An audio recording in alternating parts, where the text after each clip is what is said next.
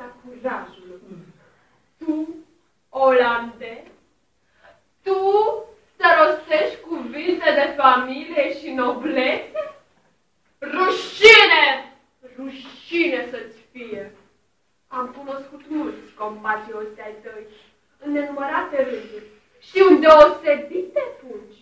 Și recunosc, i-am cunoscut curați de fire și de caracter.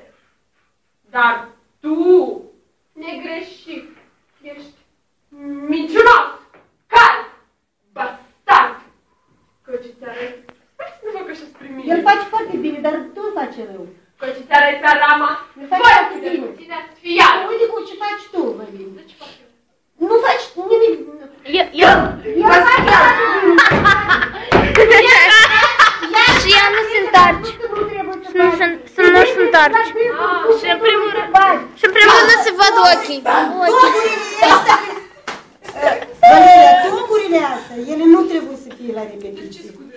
Dar nu-i bine cu toburile astea. El suflu cu fumul întâi și dată așa calmă. Nu, da, profesor, ea suflă.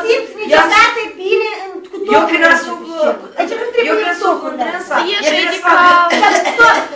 Sigur că, dar ea nu vede și nu aude. Dar bine, asta e. Tu nu vezi și nu auzi. El te-a dat puncte tine și tu Tu și să-i simțit, parcă da, de 2 ori. Dar